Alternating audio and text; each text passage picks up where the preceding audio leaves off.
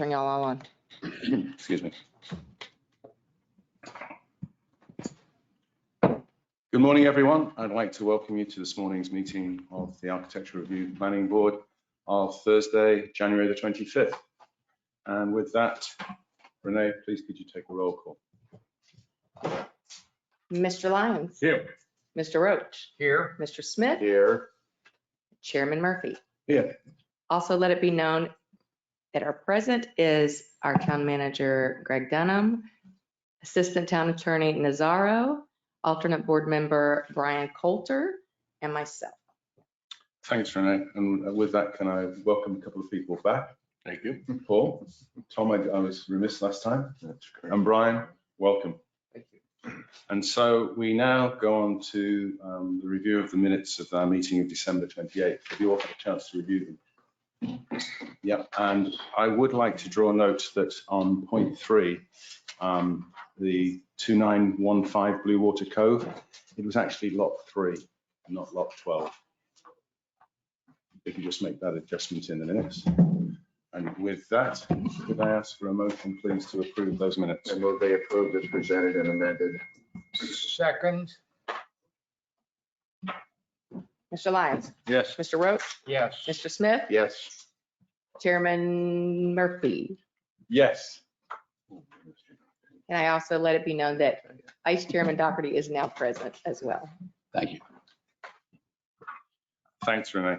Draw your attention to the dates for the future meetings. As normal, if any of us aren't available, please could we give Renee as much notice as possible. And with that, we move on to the public hearing part of our meeting this morning. Has there been any ex parte communication?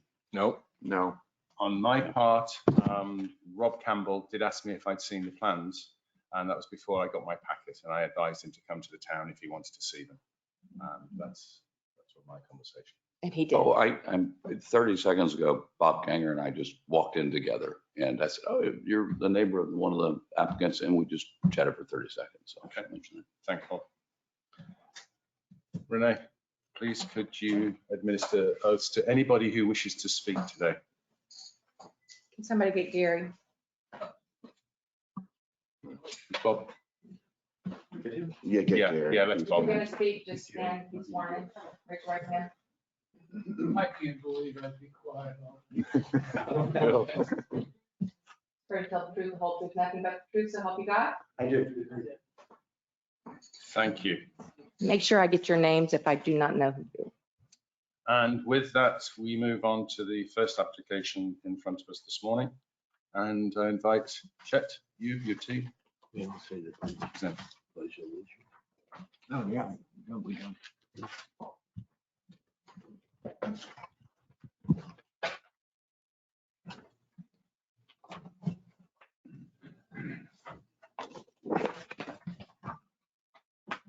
Do we go ahead and start speaking?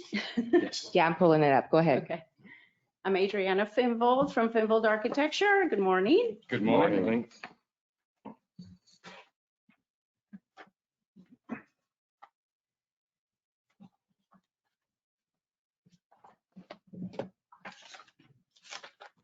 All right. So basically, we are proposing to do an addition to an existing one-story house. It's a detached garage. The property itself is about 29,000 square feet. The existing home is 4,900 square feet total roofed area. And we're doing an addition for a 3-car detached garage adjacent to it to the north side of the property. So if you can see, you can see the house, and then the detached garage is next to it on the north side. This project here. It's a 1-story addition. The idea is to maintain the same look as the house has. If you can, I'm sorry, Renee, if you can come down a little bit to the second picture of the house. There we go. This is the existing house. We basically are taking, and we can't see the windows there, but we're taking this similar windows that we have in the house to the addition. If you can go down to the rendering, which is here. It's one of the last pictures on that. Keep going, there we go. Oop. There we go. So this ultimately would be the front facade of the house. The house is kind of tucked in into the lot. It's a big lot. And you'll be able to see that on the landscape plan better, or the site plan, but we've taken some of the windows that are facing the water, the intercoastal, to face the front of the house. Originally, we actually had the garage doors on this side as well, but on a couple of the preliminary meetings, we were suggested to turn the garage doors to the north side. Nobody can really see that. There's a big hedge between Chet's lot and the lot next to it. So it's a pretty basic building. It's 900 square feet. We're still way under the required FAR, or the max lot coverage for this property. The total square footage after our proposed structure is going to be 5865, and it's the max allowed is 8251. So we're matching the roof tiles. The house was just, the exterior was just remodeled to update and, change the roof for all repair reasons. The windows, everything's impact. So we're matching the same things. You want to talk a little bit about the landscape? Sure. Here's the landscape plan here, so it's called a version of it. And as Adriana, first of all, my name is Joe Peterson. I'm from Boca Raton. I'm the landscape architect for the project. We're really just cleaning up the front where the roadway is. There are a lot of small trees, Cattleya guavas, pygmy date palms, ligustrums that we're removing, clean it up, open up the front. 30 feet of existing clusia hedge that we're removing as well. And we're adding landscaping to around the house to make it more presentable. Up here in front of the master bath, the entryway we're redoing with palms, and of course the addition on both sides with bougainvillea shrubs and bougainvillea standards and shrubs. We're also adding landscaping around the pool, some more palms, and on the back side at the northeast corner. And that's about it. Well, would you guys mind at least picking that up and so Sure. they can see the color rendering? This is, again, the roadway where we're removing the small trees. They aren't in the greatest shape anyways, and it just kind of opens up the lot from the roadway. The clusia hedge was right across here. I do have a picture of it if you want to see it existing. And we're just adding this landscaping here, adding landscaping to the front entry. This is where the addition is. And we're adding landscaping both sides. Around the existing pool deck, there is anything but grass. So we're adding cluster palms and smaller shrubs. And then we're the same back here. Existing house, we're adding bougainvillea and some shrubs as well. Was there any thought, it's detached, any thought of, was that ever going to be an attached garage or? Or why? Actually, we did go ahead if you want to. We went. Thanks for that. So thanks. I'm Chet Snable, and You can go down there. Thanks.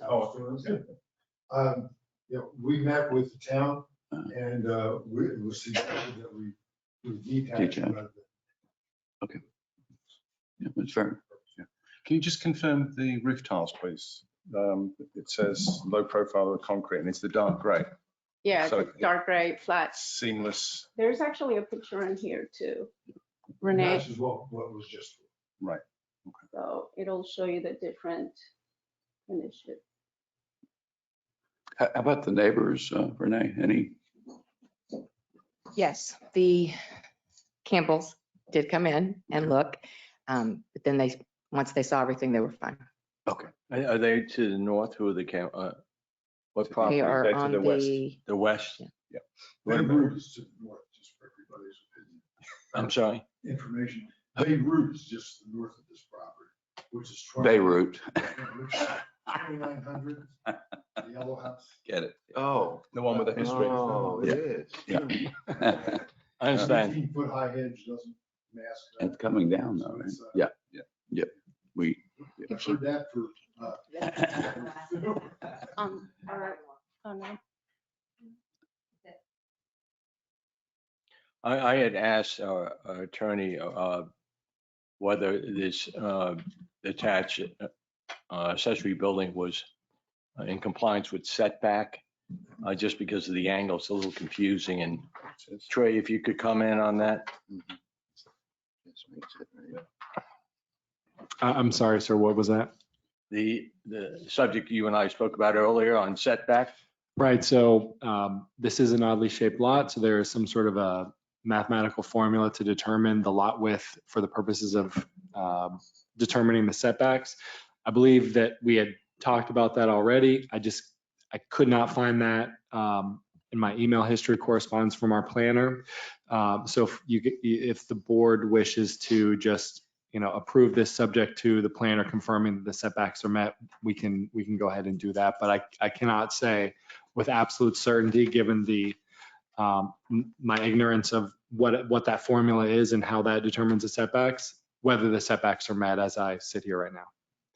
Well, just a matter of protocol, it has to comply with setback. Absolutely, yes. I mean, right. In terms of sort of, you've done because of the 3 garages doors aren't allowed to face the street, you've really gone above and beyond in terms of facing as far away really as you can. So, I agree. yeah, the setbacks, I mean, on the plan. We actually had a meeting, that was a while ago, but to establish the setbacks for any kind of addition Yeah. that we were going to pursue. So, yeah. we're Yeah, pretty it's sure stated that's- as 8.5 here. 8.5. So it sounds like you're very confident you'll Yes. match any kind of. Yeah, we met, Good. I have my notes about Yeah. that actually, but it was a couple of years ago. So we established before we even started any kind of design work. I know that was the Campbell's concerns as well when they wanted. Yes, to it come was. in. Yes. Yeah. Okay, well, with that, could I ask if there are no more questions? Yeah, I'll make the motion. I'd like to make a motion to approve a level 2 architectural site plan to permit the construction of a 1-story addition of a 920 square foot detached 3-car garage structure with storage to match the existing house and to confirm that the detached building does meet the Gulfstream setback requirements. Second, please. Second, Mr. Lyons, Yes. Mr. Roach, Yes. Mr. Smith, yes. Vice Chairman Doherty, Yes. Chairman Murphy. Yes. Thank you. Thank you. I think the 18 feet all the way. Yep. Points.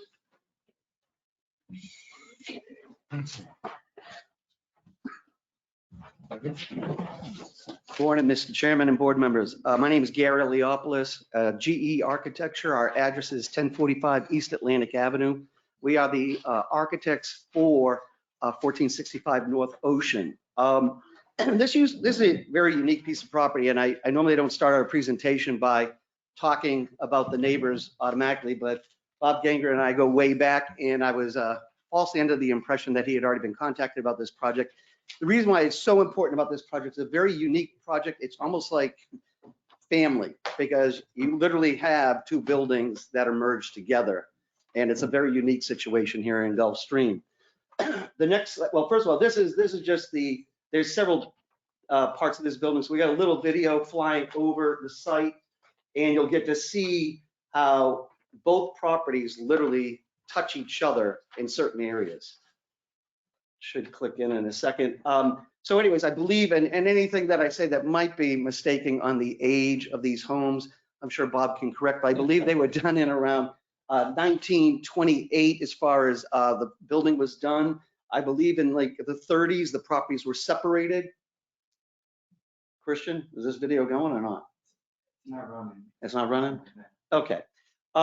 So what we're dealing with today are 2 things. One is what I call basic needs. Our clients bought this property, and it is, like I said, a unique piece of property, but it doesn't have 2-car garage. So the first thing they did talk to us was, we'd like to have a garage. What you're going to see, if we want, we can just skip over the video. Yeah, we are still Okay. running on half a server, so Oh. that's the issue. Okay, no problem. So what happens is here, basically, you've got 1443 North Ocean, and then you've got our site right here. Literally, you have buildings either touching the property lines or connecting, okay? Now, in the next slide, what happened was, this is, I think, The front building, which I'm going to say is A1A, right over here, I believe that was built in the 30s. That was part of probably the original compound. In the middle, and I'm going to call these villas for this presentation, the middle, I believe, was done in 2013.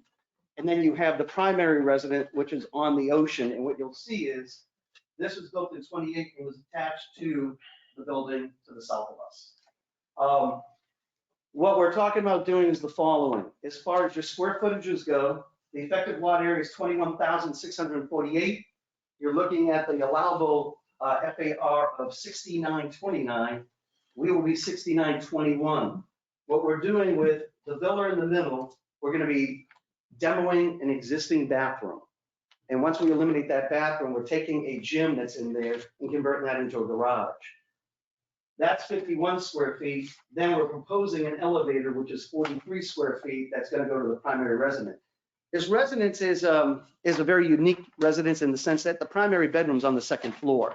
It is 2.5 stories, but it actually only has 1 bedroom. The top floor, they use it as a little office. It's kind of like a loft space. So we will go through that for you in that the sense it is unique. You'll also see the setbacks. So the setbacks are obviously 15 feet.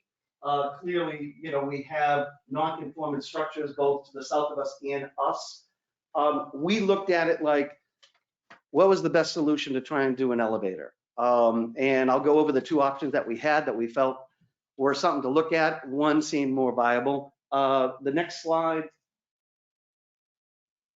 The next slide is a blow up of what I'm calling villa in the middle and then the main residence. So right in here, what you do have is you got a full bathroom. You have a linen closet and a shower. The shower and the linen closets are going to get demoed. We're going to gut the rest of that bathroom, convert it into a closet, and then we're going to come internally and create a bathroom for this guest bedroom, and this would be the garage. This is an internal courtyard, if you will, motor court, so nobody's going to see this garage door, although it is facing west. The villa, if you will, on the west side, or I should say, yeah, west of this on A1A will block it. When you come over to the main residence, you have 2 entrances right now. One on the north side, there was a colonnade, a trellis colonnade done in 2013. You enter in the main house. What you have is the dining room, the living room, kitchens all along the north side. They have a breakfast area. Then they have their family room. And right here, this tower that actually connects with Bob's, that basically is their circulation going up. They do have a powder room on the ground floor, and then it goes up with their stairs. The next slide. So here's what we are proposing. Again, this comes away. This is the garage. It's facing the motor court, closet, full bathroom right in there. And then when you come over here, basically the elevator. The elevator comes into this tower and it has a powder room, which is existing. We're just shifting it over. One of the other things we've had to do for the ground floor is widen some of these existing openings for wheelchair accessibility. The issue is that normally when you're buying property, you're aware of situations. Our client does have a disease that's going to affect her mobility in the years to come. Her husband wants to look at these options. And that's really why we were even looking at an elevator. We normally don't deal with this type of stuff, meaning our firm, but we felt it was something to at least try to help them out. Next slide. So you've got the proposed over here, and over here, this is how we looked at an alternate. So as an alternate route for an elevator, we looked at going into their living room. From a practical standpoint, it doesn't make sense to plop an elevator in the middle of the living room. Plus, as we go up the building, you'll see it just didn't seem to make sense. And that's part of the criteria that we looked at that you guys have when evaluating something like this. This is a nonconformity. We are actually building something within a setback, and we wanted to go over that with you. But we did evaluate what was the best approach for this elevator without affecting the actual structure so much. Again, these are old buildings, and you want to be respectful in that, and that's how we looked at it. Next slide. This is the living room. So what would happen is if we were to propose an elevator, it actually would come right into this corner and go straight up through the roof. Again, doing a lot more damage than positive to this structure. So that's why we started going the direction we did. Next slide, please. On the second floor, it's their walk-in closet for the primary. So, you know, it's not exactly practical. Can we work around it? Probably if you had to go through there with a wheelchair, you could. It just didn't seem to make sense to us. Next slide, please. So this is showing the second floor. Again, kind of unique in the sense it's just a primary bedroom. You got another bathroom, and here are your two options. So we went with the elevator, come right up the stairs and go right into the hallway. Next slide, please.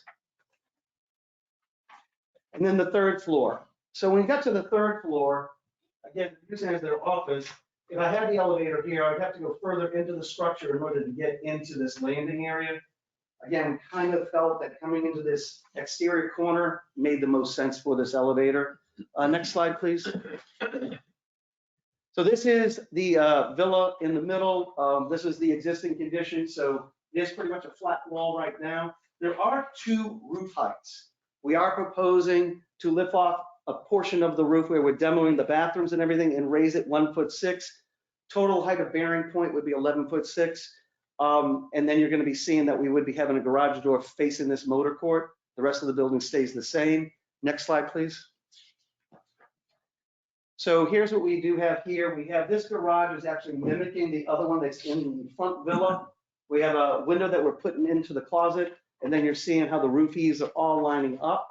We're going to be taking coquina stone and wrapping these openings and trying to mimic what's already out there. Next, please.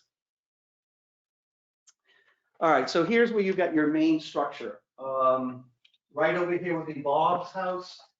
This is the existing tower, and this is right here. You're seeing where your setbacks are. We're looking at right in this corner right here to that property line, putting the elevator. There is an entrance here. We're gonna, the owners love the door, so we're saving the door. We're gonna repurpose that door within the structure, but we're eliminating the access from there. This would only be an elevator that you would access from the inside of the house. Next slide, please. So there it is. We're trying to do right now is we've got two options. We can put windows in there. They would be false. We'd blank out the backside. Right now, we're proposing to take the decorative shutters, have them in a closed position. They'll have all the hardware on it, so it'll look like somebody just closed these shutters onto the windows. Next slide. So here's where you look at the overview. Basically, you've got these two buildings that are connected, the 43 square feet here, and we've got this element over there in the front villa, but there's that motor court. So, you know, it makes sense. We have a garage here, and then we would have a garage there facing each other. Next, please. This is just to show the uniqueness of the property and how the property lines go and how they were created over many years ago. Next. This one is definitely quite unique in when you see the tower right here, you see Bob's house over here. Next, please. There's actually a door that went to the adjacent property that now is sealed off. Next. There's looking at where we're talking about. So again, I'm looking at from the perspective of how much do you go into the existing structure. If the elevator is to go here, we'd be going through this roof here, breaking through here, coming up, and I have to go further towards the east in order to get into the third level. Next, please. There's the door I was talking about that they want to reuse that door, but this is the area that the shaft, if you will, would come up. You could actually see over here, Bob's building connected, and there's a gutter downspout coming over. Next, please. Again, another overview shot. We're kind of trying to show this motor court. I think there's always a concern. You're going to see the garage doors and everything. I want to make it sure that everybody realizes you won't be seeing this garage door. Next. Right now, that's the side that we're looking at on this structure. It's basically all hedged up where we're going to be straightening that out and doing the garage. Next. It's a very awkward situation when you pull in there because there's really nowhere to park, and we really think this is going to relieve them a lot. Next, please. That would be the finished product facing west of the villa. Next. This is looking north, so you know the majority of this element right here is existing. We are adding 5 feet to it. We would be copying, or you would, I should say, replicating the motif that goes around the top of it to make it look like it was always part of this. Next. That's the west elevation, again, showing fixed shutters. Next. And this is the south elevation. Again, we're doing the same thing with the elevator. or proposed elevator that we would have fixed shutters, so there are no windows looking towards the south. And the next slide, please. So this is really, what we're looking at today that we're basing this presentation on. It's Town Code Section 7075C, additions to structures with existing non-conforming setbacks. Clearly that we're non-conforming. Specific standards for review. Conforming location for the additional areas are impractical, significant, more expensive, or having a significant adverse impact on the site plan in terms of the overall site design or relationship between the site plan elements, including but not limited to structures, patios, driveways, and landscape. Part B, the location of the addition shall represent a logical extension of the existing floor plan in terms of function and design. C, the exterior design of the addition shall represent a logical extension of the existing structure and shall be consistent with all the applicable design standards in the chapter. That's how we approach this. We're hoping that the board would agree with that. And as far as our budding neighbor, we will work out whatever we need to work out to try and make him happy too, because again, it's a long history, and I think everybody's got to be neighborly. So with that, that concludes my presentation. Should you have any questions, happy to answer. Thanks. Thank you, Gary. Gary, I'd stay at the podium. Yeah, I was just stretching a second. Yeah. I'm going to dive in straight away with Bob. This is straight next door to you. One of our, always we ask, what is the feedback from the neighbours? You are more than ideally suited to give that feedback. What's your feedback on this proposal, please? You can sit down.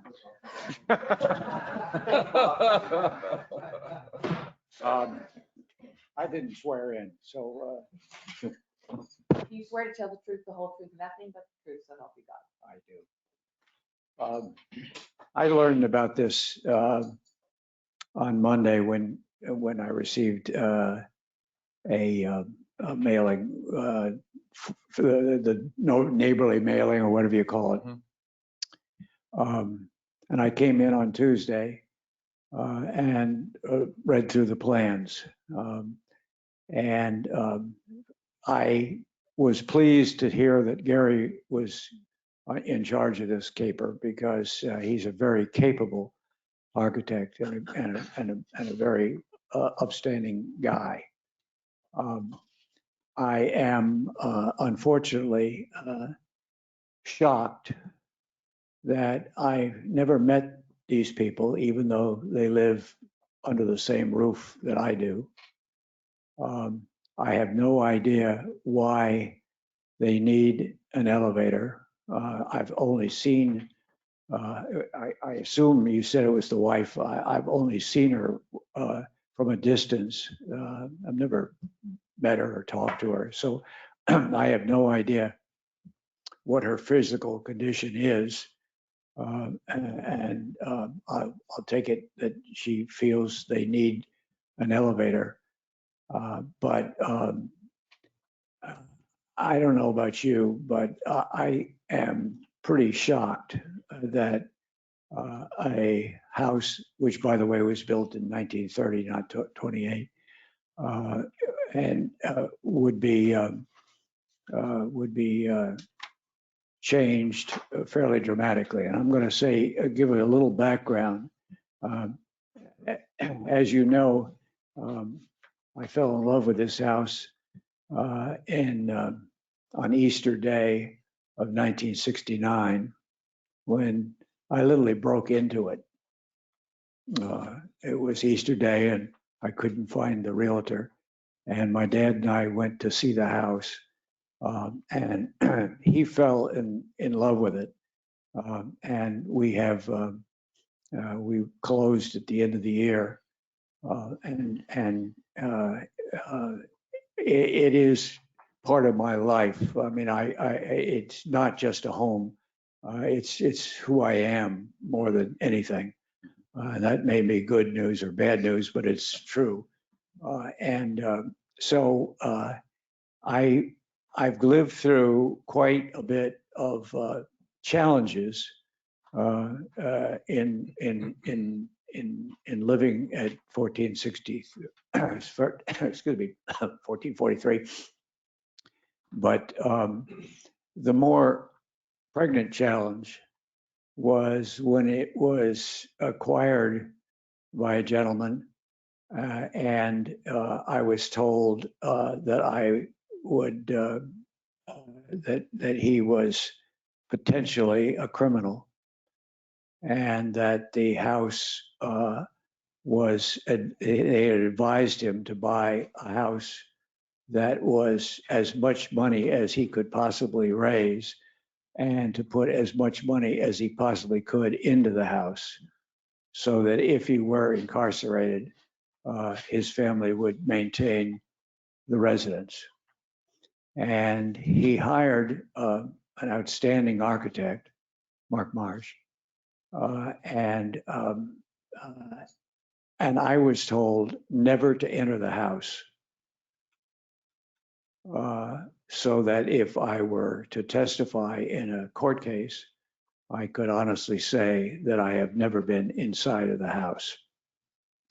But good news is I knew Mark Marsh, and I was able to talk to him about the home, and that it was something that would require a great deal of money to fix up, but it would be something that that would be a gorgeous home. And he worked very hard to follow the buyer's instructions and to build the home, to restore the home to the way it might have looked in 1930, not 1928, as the records show. And when I talked to Mark yesterday, because I only found out about this thing essentially yesterday,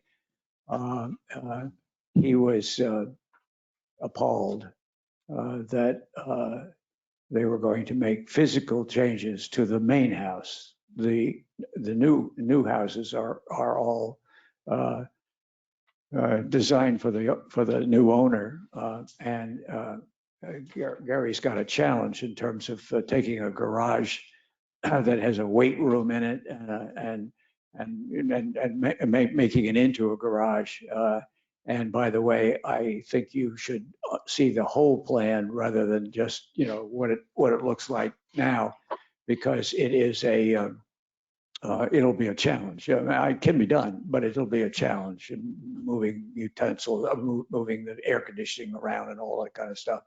And by the way, because this was all one piece of property, the movement of all this stuff is going to affect us considerably, because it'll be 10, 15 feet away from our wall and where our pool is. And I spent a lot of time in the pool, so I know I'll know about it.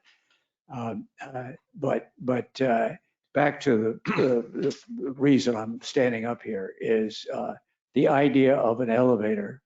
I understand if the new homeowner is unable to get upstairs, that's a real challenge. And if they didn't know she had a problem when they bought the house, you have to assume that they have every right to try and figure out a way to mitigate the fact that she can't get up the stairs. But that notwithstanding, what you see in the illustration, which are a bit misleading because it's a drawing, it's not really reality. But what you see is clearly going to change the look of a home, which at one point in time we had hoped that our neighbor and we could together get it registered as a historic place. I mean, it is historic. It was built by Vanderbilt, and it is probably one of the two or three. It is the fourth oldest home in Gulfstream at this time. And obviously, I've sat where you sit, and I've been on the commission, and I recognize that as we move farther into the 2100s, it's going to be a challenge to maintain the beauty and the historic significance of this wonderful town. So I don't have an answer. I can't say don't do it, do it, change. But the one thing I will say is we just can't change an old house that is historic in character and make it look like a new house. I mean, that's not what we want to do. So however this is done should be done tastefully, and maybe not at all. Maybe it's something that we shouldn't do, and to find another way to get the new owner up the stairs or up to the second floor. I don't think if it's she needs to get to the third floor. That it's an office now, and maybe just not a place to be. So I know this. You're working with rules, and I'm working with rules and my heart. And I would be extremely. I lived through 3 years it took Mark Marsh to restore the guest house. By the way, it was the guest house. He's got it reversed. That was built first, and from the guest house, the new owner, Vanderbilt, designed herself the main house. And although this has nothing to do with the price of eggs, I felt so strongly about the place. I wrote a book about it. It was sold. I didn't make enough copies, so sold them all out. But it was judged best nonfiction in 2005. So there are a lot of people in the country, and in some cases in the world, because it was exported to an awful lot of people have read it. And because you could have a book about architecture and it tells you that this is a book about something that happened that was important to me, and I think important to the society. It says that when you build something that's really good, keep it. Thanks, Bob. Mhm. With that, the board, comments, please. Gary, Bob mentioned something that I thought about too, is that I don't see the real need to get to the third story with an elevator. I don't know if she would need to get up there. Did you look at only going 2 stories and either putting it within the confines of the house or just 2 stories in that location? So 2 things. First of all, whatever Bob says, I'm going to agree with, because I respect him that much. But so no, does it have to go to the 3rd floor? No, she's using that as her office right now, but I'm sure she can work around that. Once I go into the structure, I personally, as an architect, I get it, the exterior, but I personally say it's more damaging to go into the structure and disrupt everything versus adding an appendage on. An appendage can always come off, which is the beauty of retaining the original structure. So I look at it that way.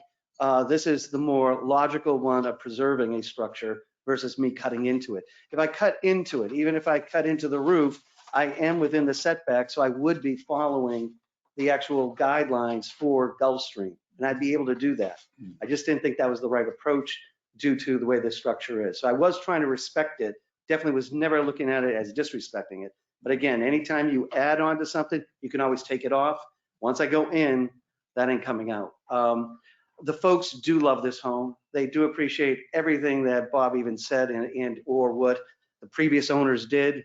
They just fell in love with it. Again, her status, if you saw her today, you would not think she has any issues. She has already stated she'd be fine with bringing in all her records to show everybody the need is probably going to be there. They don't want to deal with that. They obviously are hoping it never happens, but there is a condition there, and this was not something they planned on.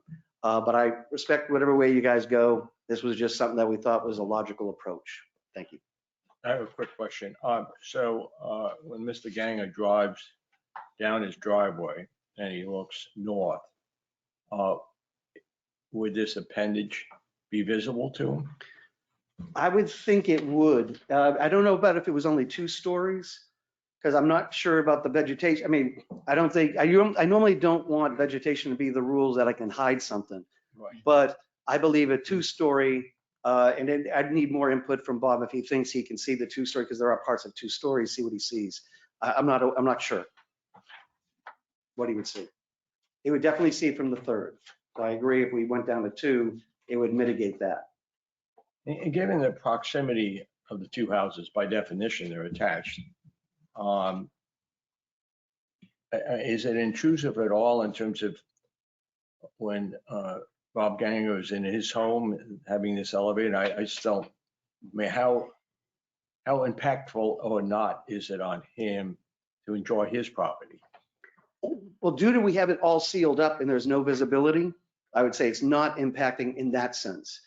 Again, it's going to be quiet. I mean, these elevators, you can, if anybody has these in residential elevators, you can't even hear them when you're inside them. They go so slow, but they do serve a purpose. And again, this is just serving a purpose. It's definitely not going to be impacting any other way except for the historic part that Bob has indicated. And one other quick question. I'm confused by this elevation. This is on the road, right? No, this is in their motor court. Motor court. It's the internal villa that it is facing west, but there's a motor I court. understand. Yep. Okay. I was confused. I had the same. I had And you really can't see the house from the road. I went by it yesterday and it's way back on the property. Yeah. One of the things we always try and avoid is massing. And when you look at the proposal for the 3-story elevator, you've increased that vertical mass. And you've got and I'm looking at the west elevation here. Yes. Yeah.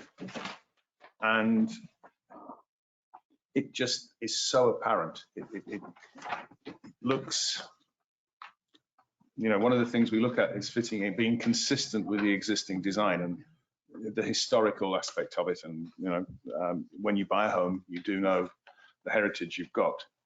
And the effort you've shown here to join the designs and whatever, but at the end of the day, it does look like a column stuck on the side of a property. And I know you can't see it from the street. That's just my comment.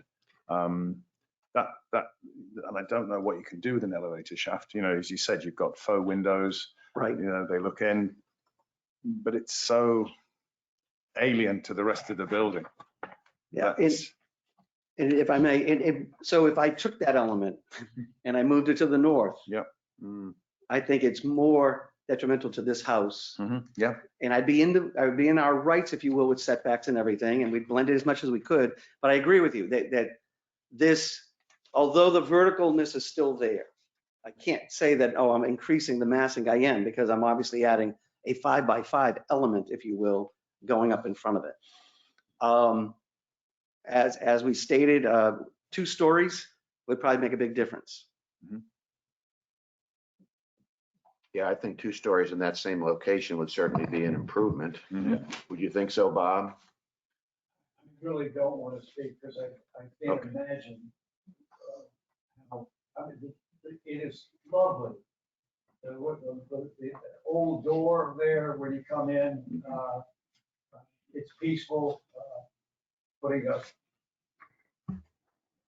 something there, I'm sorry, I just can't envision it. Like everything else, once it's done, you kind of forget what it used to look like. But it seems to me that when you have a house designed uniquely by a lady, and by the way, that was the only house when this was designed. She designed our house from the window upstairs, which is just looking out over the ocean and saying, I like this, like that. And she was not a professional architect. Her son was an architect, or at least went to architectural school, yeah. There's no house like it. It is truly unique. And Mark Bosch went to such trouble to maintain the look down to very small detail. When he restored the house,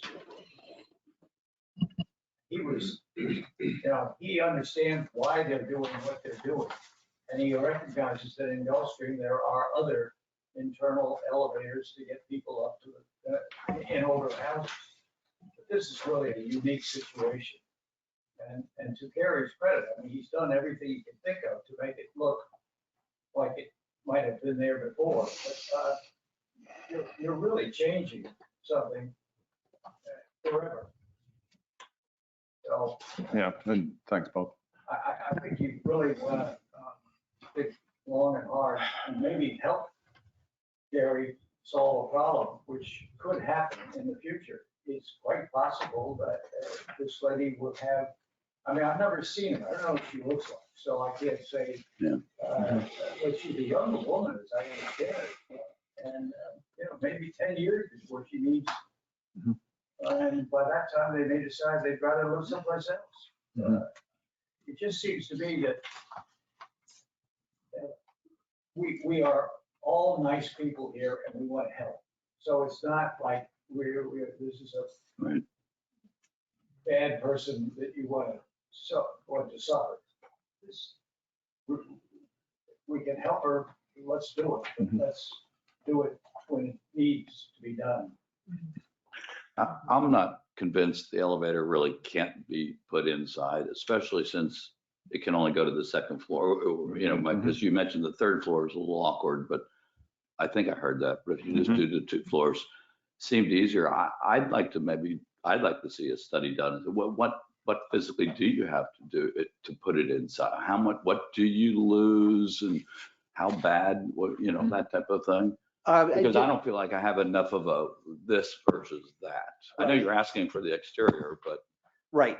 So on the inside, you are obviously cutting up the ground floor. You're going to go up through whatever is on that second floor, right, to create that shaft. Sure. On the ground floor, we will be cutting into the foundation because we're going to have to build the foundation for that. No big deal.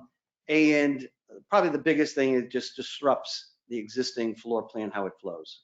Right, and that's the part where I guess my eyes are getting worse and worse, but I don't really see how difficult or what the disruption. So Christian, let's go to the ground floor.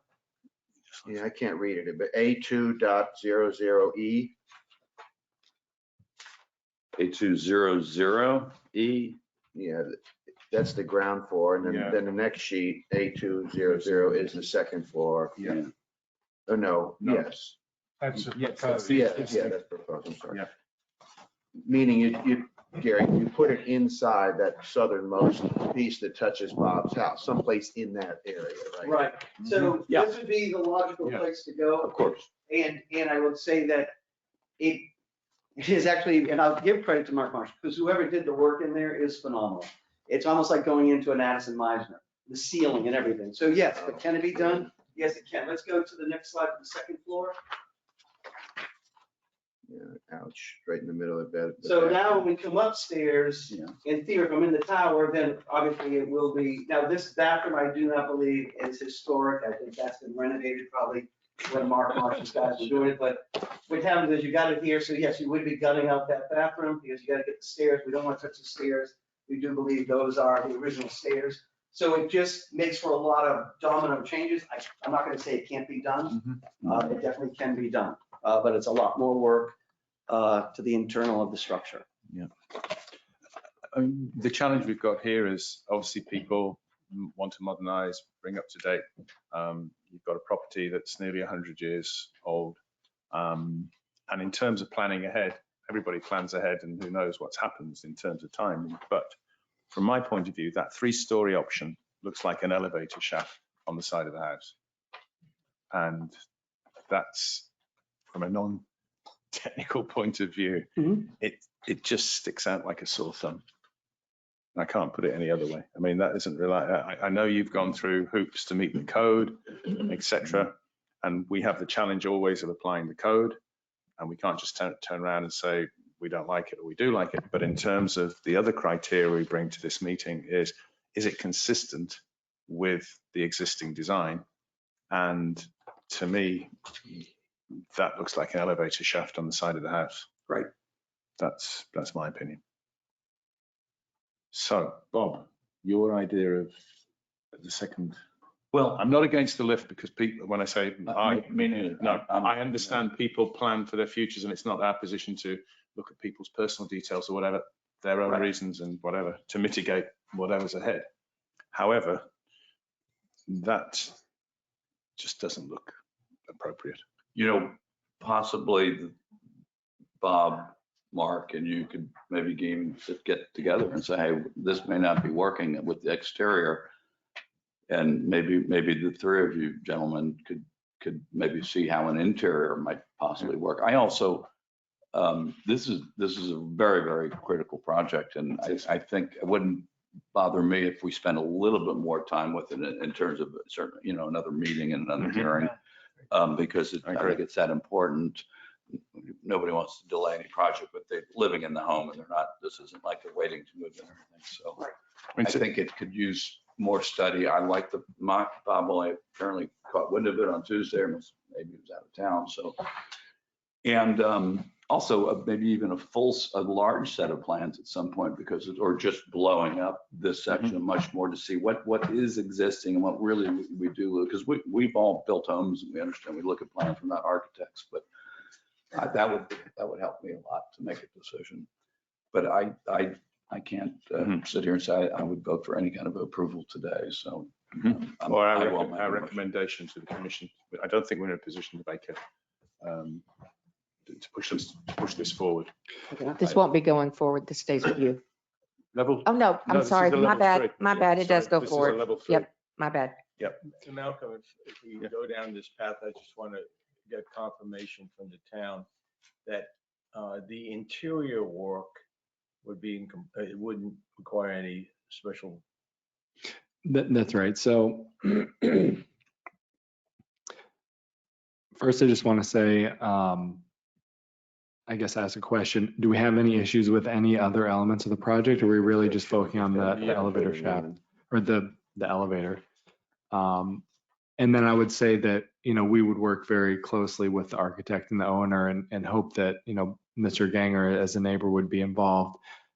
And if we felt like it was not a good decision to cut into the structure consistent with sort of what he's said, and then, and if Bob is on board with that, we would steer them back to the ARPB. But if they were doing something interior, that would not come before you. That's correct. It would be, it would not be in the setback, or it would be it'd be an interior renovation essentially that would not require ARPB or commission review. So with that, Tom, you were saying perhaps just well, I think we would want to let the them other know that points. the rest of the points in the plans are acceptable. The garage change. Yeah, the garage. Yeah. The motor court and all A that. little bit of an extension. Is that still permissible with everyone? It's all within the setback though, isn't it? Yeah. The garage Yeah, it change? is. Yeah. I thought that was a great plan. Yeah. I like that. Yeah, so we just want to give Gary Yeah. some Just lead. We could move forward with the other items excluding the elevator. Thank you very much. Well, that's what we could do. So you're going to withdraw or defer is what? Do you want to withdraw this? Well, I thought, I was under the impression that wrong impression, that we could actually vote on the centerpiece that doesn't have any bearing on setbacks or anything, and get that vote, so at least they can move with Absolutely. that. Yeah. We just need to know about the but special would you want exception. The special exception would definitely be withdrawn or deferred, however you guys want to word it, so we can further review it. Yeah. Okay, with that then, we need 3 motions. One is, So we have our first motion, which is regarding the special exception. So if you would like to defer that to the next meeting, and then the next one would be the demo of the bathroom, and then the last one, you would just remove the last bit and add an elevator to the existing 3-story main residence. So if that is what the board desires. The next meeting is February 9th, if you want to defer it to that. Do you think, Gary, that will give you enough time? Or do you want to? I'd like, is it possible to push back another month? I think we'll need more time. Defer to the March meeting then. Yes. It saves him a little money. If you withdraw, he's going to have to come back with a whole new application. Oh, So So you're if you preferring defer, to so defer to March Yeah. 8th. and we do try and help you as much as possible on this one. No, I appreciate it, guys. I definitely do. We'll defer to the March meeting. And that would be So March We're 8th. first going to make a motion to defer the first item Yes, Yes. to our March meeting. yes. I will then make a motion to recommend approval of a demolition permit to permit a partial demolition of the existing bathroom at the guest house. I'll second that. Mr. Lyons, Yes. Mr. Roach, Yes. Mr. Smith, Yes. Vice Chairman Doherty, Yes. Chairman Murphy. Yes. Further, I'd like to make a motion to recommend approval of a level 3 architectural site plan review to permit the partial demolition of existing bathroom and guest house, convert the gym into a garage, That's it. period. I'll second that. Mr. Lyons, Oh, yes. Mr. Roach, Yes. Mr. Smith, Yes. Vice Chairman Doherty, Yes. Chairman Murphy. Yes. Renee, what date again? It was March 8th, I should put that in. but I need a motion for that. We haven't done it We yet. haven't done it yet. Oh, okay. I'll do it if you want. Go on. I'd like to make a motion to recommend a Oh, deferral. Renee, that's the commission meeting. We'd be looking at March Oh, my bad. 28th. I mean, so does that Or change things alternatively, for you? March 28th. February No, that's fine. 22nd. I have no life. That's good. No, Gary, what I'm asking you, because the February date that we gave you. It would be the 22nd. Yeah, I was given commission February meeting date. My 22nd, that bad. gives you more time. Oh, I got you. That's a February month. 22nd. Yeah. Let's try for that. Yes, Okay. let's shoot for Okay, that. so that Yep. helps you out. Yes, thank you very much. Thank you. My So bad. It would be February 22nd. February 22nd. 22nd. Okay. Feb. 2. Okay. Feb 20. I'd like to make a motion to recommend deferral of a special exception to February 22nd, 2024, to permit the construction of an elevator within the side setback of a non-conforming single-family residence per section 7075C. Second. Oh, second. Mr. Lyons, Oh, yes. Mr. Roach, Yes. Mr. Smith, Yes. Vice Chairman Doherty, Yes. Chairman Murphy. Yes. Thank you. Everyone. Gary? Does everything make sense to you? Yes, it does. Thank you. Malcolm, before we move on, I'm kind of curious. Renee, Mr. Ganger said he only learned about this a few days before the meeting. We've sent out notices, et cetera. I sent out the notice on January 11th, so I can't help the USPS. Okay. So they weren't. They were sent out on They the were sent 11th. out. Okay. So they should have received them 2 days later, or maybe one day for here in Gulfstream, but I can't help the US. I send them out 10 days prior to the meeting, which is what I have to do by law. Okay. Thank you. Okay. Thanks. And with that, we move on to the third application. Gary? Yes. Sense of deja vu here. Yes, it is. I'm sorry for that. No problem. Mr. Chairman and board members, again, for the record, my name is Gary Leopolis, GE Architecture. Our address is 1045 East Atlantic Avenue, Delray Beach. Yes, it was about a year and a half ago, I guess, we were here on this property. Now, it does help that my client is actually sitting at this table, but I think it's a unique thing in that, normally when somebody buys something, they want to totally go in a different direction. Definitely, this has been pleasing that we're staying in the same style, which is what I call the timeless Bermuda style. I think you're going to find that in a lot of ways, this new design is actually what I would like to say better than the previous one with regards to setbacks, things like that, the massing and everything, and how it affects the surrounding neighbors. On the next slide, well, that right there is obviously, well, we'll go back, don't worry about it. Oh, there you go. This is one of the driveways. One of the things that's unique about this property, there is a fig tree that we are maintaining and we need to maintain. And we are doing a, if you will, circular driveway designing around that. This is actually an angle looking at the home from the southwest direction, or I should say northwest direction. Next slide is vicinity map, which I'm sure you're all familiar with. It's Polo Drive on the west side. We're just south of Banyan Road, and we are in that northeast corner of the cove. Next, please. And next. So what we have here right now is the light blue line is referencing the ground floor. The dark blue is the second floor. You're seeing your setbacks that we have. So on the north and the south side, we have to be a minimum of 23.3. We exceed those. In the front, the garage portion does come close to the 30-foot setback. It's about 4 inches extra as far as 30 feet 4. Now what happens is on the rear, the previous project, we actually had the family room coming out. We did come in for a special exception. We got it to go down to 40 feet. In this case, we are literally more than 50 feet back. The second floor is literally 65 feet back. So again, it's really taking it back in more. Next, please. There's your affected lot areas and what we're dealing with. Square footage is about the same. We basically are taking this area here on the bulkhead. We just subtract that out to get it to the back side of that. You end up with a house that's FAR of 7,472 feet. We are just 5 square feet less than that. We are 7,467. Next, please. Again, we're looking at the second, or I should say the ground floor. We're showing you how your front setback is. One of the other criteria that you do have is for the front covered entry. It has to be between 8 and 11 feet. This is actually at 8 feet. It's basically an open plan. We do have the primary bedroom down here. You walk into an open floor plan, kitchen, breakfast area, family room. We do have some trellises along the water side and their covered porch, which is also giving them more relief. As we see the elevations, you're going to see that this building does go in and out, creating a lot of reduced massing, if you will, of the structure. You can see the rear setback. If you wanted to get the special exception, you can go to there, how far back we are from there. Next, please.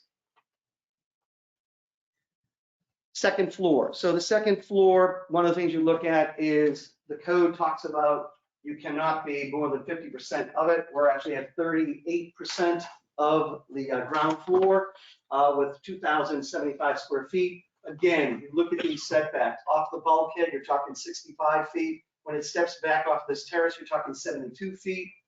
From the south side, 47 from the property line. On the north side, 51.8.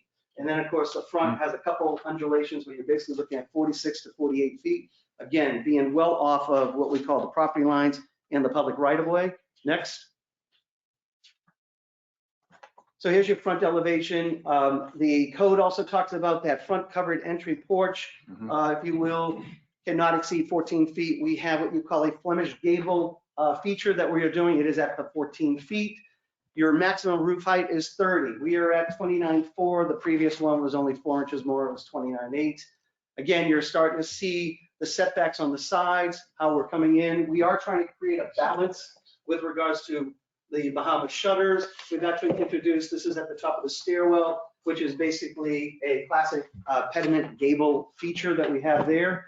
But we do feel that this is going to have a nice elegant approach. One of the things that this house has versus the last one we did, last one had deeper overhangs with what we call decorative outlookers and brackets. This, we tailored it in and went with decorative molding, which we think is more of a classical look. Next, please.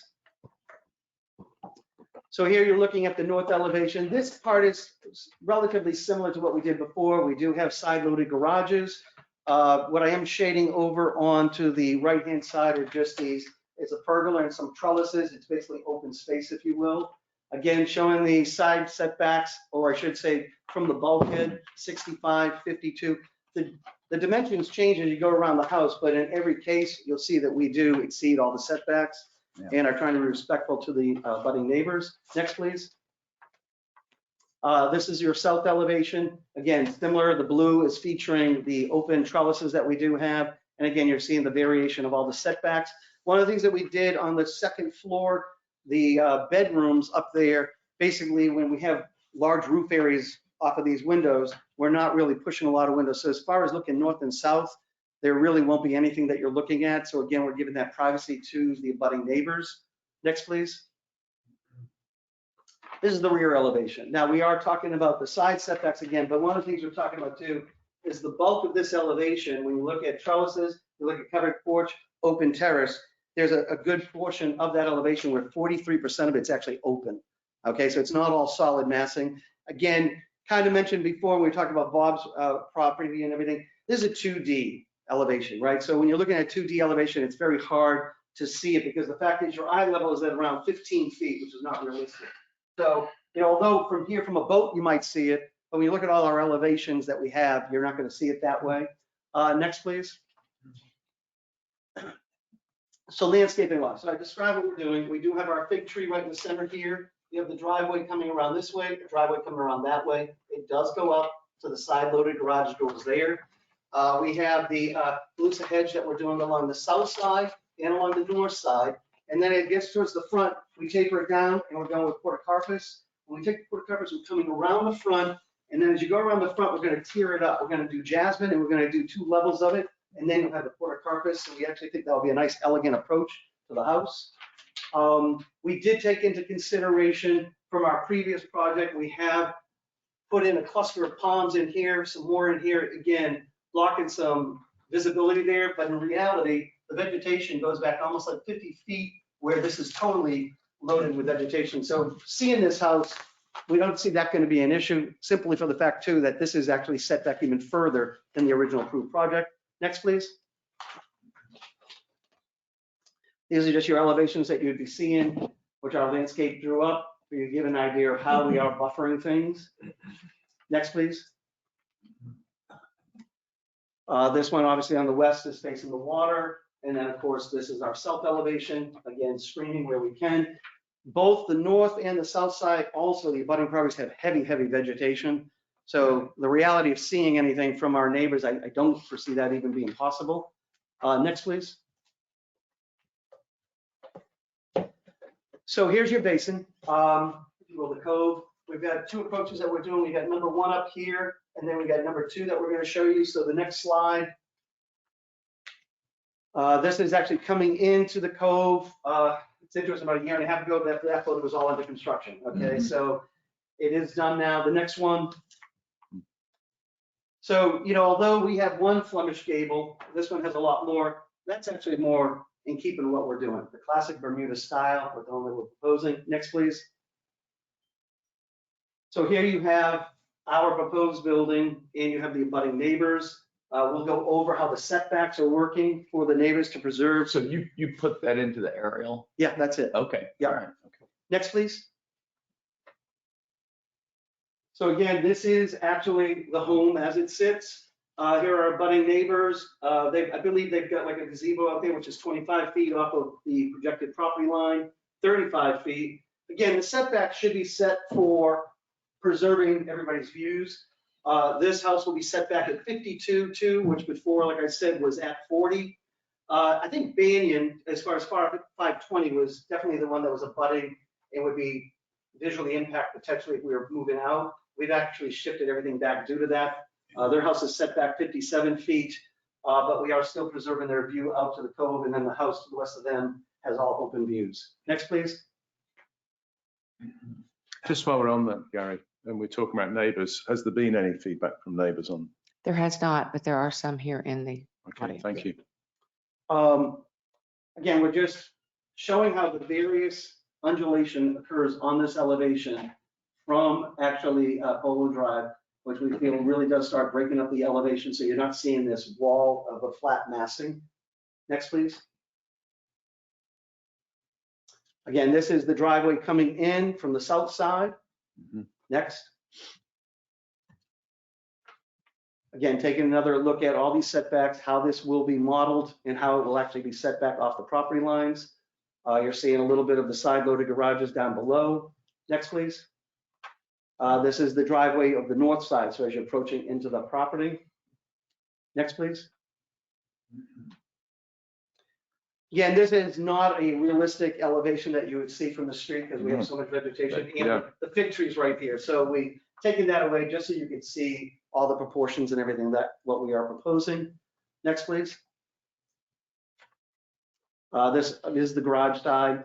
And as you can see, as the building goes south, it actually does move back and back further. So next, please. This is the rear of the house. This is actually on the north side. That would be their family room with the trellis coming out. Next, please. This being on the south side, looking back at the house. Again, when we look at this, the previous design came out to here. So it was a big difference on how much closer it came to the water.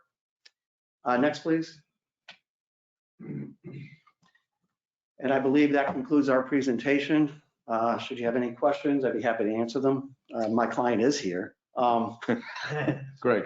Gary, so 4 or 5 views before this, you had like aerial shots, but they were all of the front of, from the north looking, no, from the south looking northwest, or the north looking south.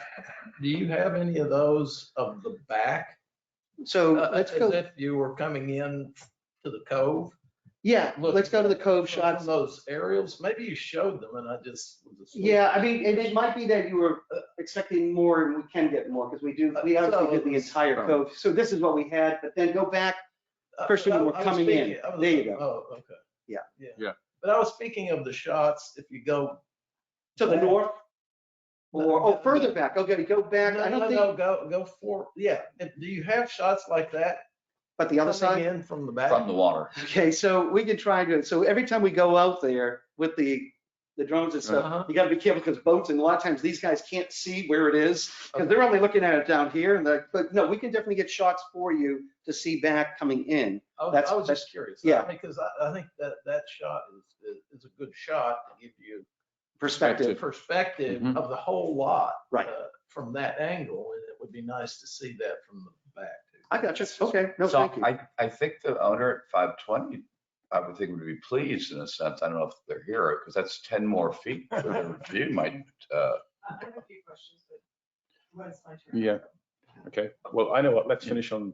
We'll do it in reverse on the board, and then please, we welcome comments from neighbours. Well, you've got a beautiful new seawall built that's quite a bit higher than the level of the land. You're gonna bring all the property up to that level, Gary, Yeah, and so- feather it towards the front, or? Yeah, so what will happen is, so understand your codes are the following. We are in a flood zone of 6 feet. Building code requires 7 feet. We are proposing 8 feet. That is pending. And so just doing the responsible, I think, decision to tell an owner you should go to the 8 feet, when all of a sudden next year, if it is at 8 feet, his house is all of a sudden non-conforming.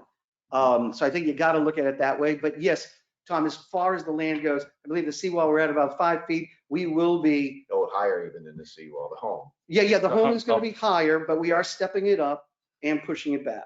And then you're right, we're literally taking, the civil is going all the way around and coming back down to the road because the road's at a lower elevation. So what about the side setbacks and with that raised property line? We had that next to Mr. Lyon's house. Yeah. So- How are you gonna handle that? So we're going to have a 2-foot retaining wall. Okay. And the way we've designed it landscape wise, we're actually putting landscaping that are going to be like vines and everything growing up, hiding all of that. We came off about 1.5 feet of that. And we actually have decorative aluminum railings. We're not doing chain link along there. So again, it's another level up where normally if you do decorative aluminum, you can actually push it to the property line, but we're actually screening it. And it will be 2 feet. You will see a 2-foot stucco base height there. Not to correct my architect, but I think the top of the seawall is 6 feet. Isn't it closer to 6? Isn't it 5'9"? You're right. I was looking at, you're right, with the NGVD, you're absolutely right, 6. So translate that to me in terms of the street. How many feet higher? So you go to the center of the property. I mean, Right. today, if you're in the center of the property, that seawall is from the grade to the top, I don't know, how many feet? 4 feet? 3 or 4 feet. So So the first floor elevation is going to be 4 feet higher? what I want to do is, let me just open this up. You understand my question? Yeah, as far as you want to know, how high is it going to be from the existing grade? Correct. From the street level, Paul, is that what you're? Okay. Gary, you did the slide that took the fig tree out, and that showed. Yeah, but I figured I need real numbers. Okay. So I just wanted to see if we had the elevations in here for you. So the elevation of the road right now is just shy of 3 feet. Okay, so it is at 3 feet. We are proposing the house to be 5 feet higher finished floor. Okay? What's 5 feet happening higher? is, sorry, I'm sorry, maybe it surprised me. 5 feet higher? then the road. The first floor elevation. Yeah, 'cause Yeah. the road is at 3 feet. It's actually shy of 3 feet. I mean, this is a challenge today and going forward for all. For all. This is everywhere. Yeah. This isn't Uh, something but- we're, So I'm sorry for the inflection, but. No. It's like, So Gary, on your last approval, what was the 7 feet. approved? That's, So we were that's 4 what I feet was instead of wondering. 5. But, that's a year and a half ago. Right. When they say No, 10 no, I feet. understand. No, I didn't mean to. No, yeah. That's why. and then the peak of the second floor roof is probably at the max, right? Under the- We're shy of it, but we're at 29.4. You could go to 30. Okay. It's not much higher. And the last approval was 29.8. Yeah. So the transition is what people are beginning to deal with, that 5 feet over so many linear feet is, Correct. what we're all having to deal with. And what we're doing is by pushing this house back further than the 30 feet, that is your building setback, it's helping us relieve that so that we can actually Yeah. taper it up for you so that it's not going to be as drastic as what it could be. Would you repeat what you said would be on top of that grade? What kind 5 feet. of fence? Oh, I'm sorry, on the side, Okay, on the side above. it's a decorative aluminum fence. And then it's going to be screened by landscaping. But it is, so you got 2 feet that you got for the wall. Mhm. And then we're gonna have, let's say, 5 foot high, which is a maximum of 6 feet that we'd be doing. I think that it's gonna be 4 feet, because 2 feet, we have to have protection from kids climbing over. So that's the maximum that we would be is the 6. Yeah. So Gary, yeah, so is that what you're using for your pool barrier? Yes. Okay, so that has to be at least 4 feet. Yeah.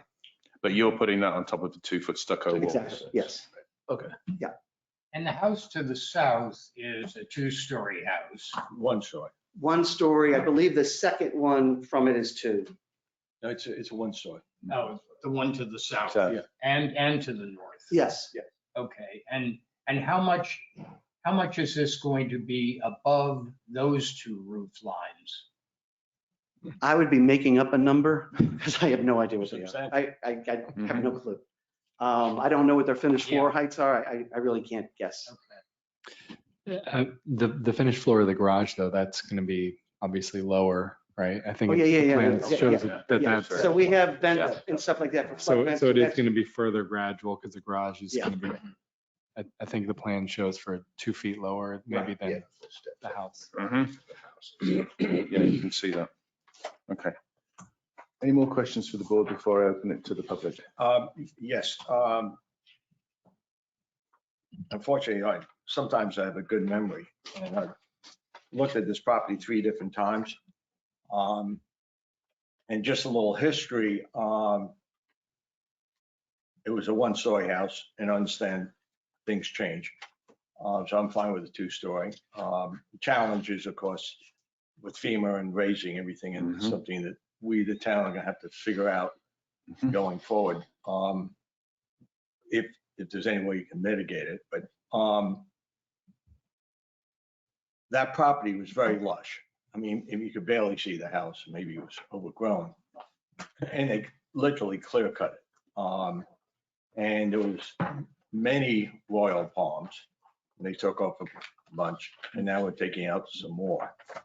And I was looking at the property, and I would urge that we say maybe 2 of them, maybe 3.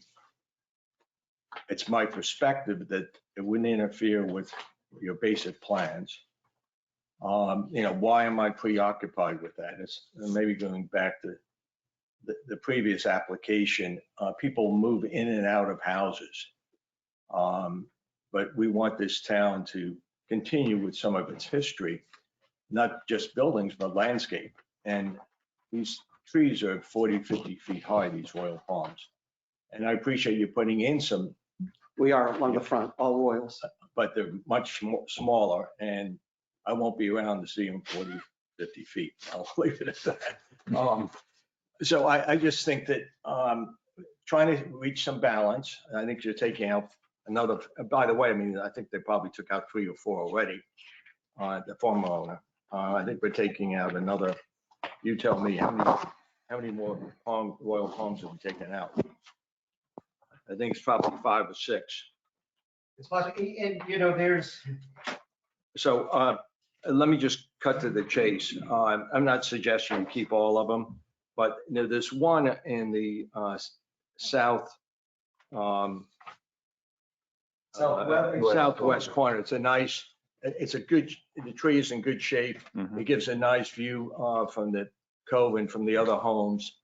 And then there's 2 on the north, south, east elevation. So northeast, southeast.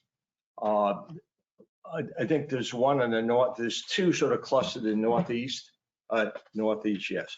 One looks like a decent tree that, I mean, wouldn't even know it wasn't on, I would have thought it was on the property north. The same thing in the south. So if you would consider, I'm not making a requirement, but I just think that we keep losing that canopy. Everybody keeps taking down these royal palms. And, you know, you can't have everything from our end, but we can't give everything to the other end either. So, Gotcha. Okay, thank you. Okay. and last comment, there's an elevation where, and maybe this is a minor observation, but there was a couple of windows that didn't have shutters. It would be on the west elevation. Let's look at the west. And sort of on the, I guess it would be more towards the north side. It's adjacent to 2 doors, the 2 small windows. Yeah. Yeah, I don't know if you're going to get them. This is in the, you see what I mean? Yeah. I mean, I don't know what it just, it looks like everything, every window has shutters and all of a sudden those 2 don't. so what shutters are we talking? Is this If you look at, These are doors. keep going left. There. Down or Down, just under your there. Oh, head. down here. Those 2. So what happened was it's actually, we tried doing shutters. We just didn't have enough room. We wanted to get more glass. We wanted, one of the problems that you run into when you have doors on the exterior, you want proper coverage because the rain will cause leaks. So we have a shed roof there. It was just with the brackets. If we could fit shutters, we would, but it was definitely something. I kind of assumed that. Thank you. I'm done. Thanks, Paul. Any other comments from the board? Okay. Mr. Chairman, Yes. I have a question, Gary. Obviously, I know that you have already determined your requirements for on-site detention. But they're not indicated anywhere on here. If you look at sheet LP1. No, well, I mean, I'm assuming that that's going to be on. well, it's in the civil. Did you guys get the civil? No. We do not, we don't ask for that. Oh, okay. Okay, so I just Civil want is done. okay, so I I've just got want to LP1. ensure that, because on LP1, you have all these open lawn areas. Right. And I'm assuming those are the areas where you're going to have some swales. Oh, yeah. To- As far as retaining to- our- for- You clearly have to retain everything on site. Yeah, Yeah. Okay, so that's on your civil. Yeah. Okay. Are we hooked into the sewer line or? It would be. On site, okay. Oh, yeah, it's not septic. Okay, all right.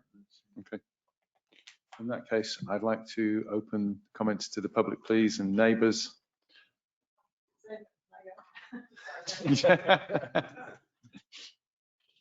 I'm Mary Walton. My mother, Ellen Walton, owns the property at 520 Banyan, which is probably the most impacted. Could we get the aerial? Can I get the picture that shows the aerial from? That's just what we're going to ask for. The other one that shows the view sheds. Yep. From the, yeah. There. Yep, that's the one. First of all, I really encourage you guys to go look at the property. I don't know if you all have, but what's now happening with seawalls is to me overwhelming. And that's been the first clue to us, the change that's going to happen to those of us who live in small houses in Gulf Stream, because the seawall is overbearing. I was stunned and had no, first of all, the town never told us anything about it. So that was the first shock, was the seawall. And so now I can't even envision the house now, once that's filled in another 5 feet, what that house is going to feel like. I totally appreciate the setbacks, all of the thinking of that, but the magnitude of just that level of the earth being lifted is going to change the whole feeling. So that's what I'm anticipating. I can't really envision it, but another 5 feet of house on top of that. So just drive by and look at that and see what that seawall does and the whole feeling in comparison of looking at my mother's right here and Skip's. You know, it's all sort of manageable size. Mother planted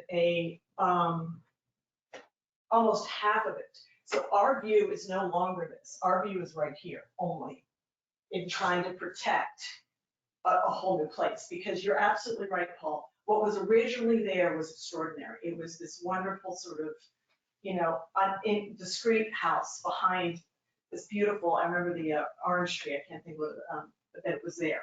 So I'm just anticipating, I don't know what this right here is, and this is their pool, so their life will be all out here. So I don't know what to say, you know, I mean, I don't know how this, you know, like I said, our view shed is only this now. It's no longer this because Mom planted a Calusa hedge to protect from knowing what was gonna come. And I don't know if you're planning on putting a boat there, if there's gonna be a dock out there. If that comes on there, that's a whole nother piece that we've not had there's no dock there now because they made the seawall. So I don't know if there's a dock there, then that even puts something out even further into my mother's house and view and all of that. So that's just, and I really appreciate that the planning here, I mean, the planting here, but that's still, life is, what is this here, Gary? That grass right there, what's that, how wide is that? From the pool to the actual, and then again, remember how high it is. Hang on. It's over us, not. There's a wood. So It's not at our level, it's above us. No, I agree. The only thing I wanted to do for clarification, we are only talking 2 feet on that side. So the seawall's at 6, the house is at 8. Right, but the earth is not yet, but still. Oh, no, I know. I'm just saying that I understand like only 2 feet is this, but when you look at it in reality, it's a whole different thing. Mary, I think two of the things that spring to mind is one of the pictures, the picture that you asked for, Bob, looking from that direct would give you some feedback on that. Yeah. And the other one is on the plan, we have a wooden dock. It's not shown on that, and has any application been So made that's for not that? any, that means that sticks out. Yeah. This is there, it sticks out enough. Now, obviously, would that come? That would be done by a separate permit. But would that come to the board? Sorry for, hang on. Would that come to the board, the wooden dock? No, it'd just be on you. But to give you an answer about the dock. I mean, I totally figured that's why, and that's my mother began putting a Calusa. So all I'm saying is that. 15 feet is, to your question, grass area in front of the pool. That's So significant. that's the length of this room, basically, or not quite? Not quite. Mary, how, is your seawall been raised or how are you a foot below or 2 feet No, below? we're about 4 feet below. Is that big of a change? Oh, yeah. Absolutely. Does it- You just go to the property and go onto their seawall and you'll see mother's is maybe 3 feet, I don't know. Does the water rise up to your mother's? Is it in the high tides? It does. Must We get have had issues, within I'm sure, inches. some endpoint with the everything changing. Right. And it is, it's one of the challenges we're facing with I the fact, totally get it. with Could FEMA. Yeah, Could I Mary, you speak to know, that? Linda Stokes' house, you might recall, he used to pour over, Yeah. literally. Yeah. And flood that intersection of Polo and Banyan. So.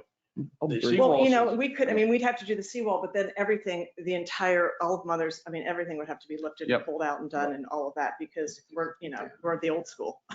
It's all lower. So I'm not saying this needs to be torn up and ripped apart and not done. I just wanted to be mindful and thinking about these changes that are happening to the more modest houses of Gulf Street that, now are going to be totally affected by all this new construction that's happening. And like I said, our view shed now is a third of what it was because of what's happening. Okay, Greg, you had a point. Yes, I'd just like to address the elevation a little. I think somebody made reference to it. These are all new FEMA map elevation requirements. And it's going to have a major impact on Gulfstream, not just this lot, but all of those lots on Polo, as they transition over time. It's already started happening down on Old School, some new houses that had to have higher elevations. And so that's going to be happening from now on because of the new FEMA map, finished floor elevation requirements. So that's a challenge to Gulfstream and other communities all along the waterways here. So. Yeah, I totally, I mean, that's what happened. I called the town when I saw that and I was absolutely floored. Oh yeah, we talked on the phone. So that was, I couldn't believe it. So I totally appreciate it. Yeah. Anyway, like I said, I think it's gonna be, it's gonna feel a lot bigger and higher than these drawings show. I think the reality, just because if you see the reality now, what this will be a lot, you know, for us, a much bigger project in its feeling than. Thank you, Mary. Any other comments from Bill? I told you. It's been kept warm for you. Thank you. I came for two reasons. Can you state your name for the record, please? William Boardman. Came for two thoughts. One was to go through all the things that you've gone through so well about the effect or non-effect on the Waltons and where they are and how that compared to the earlier plan.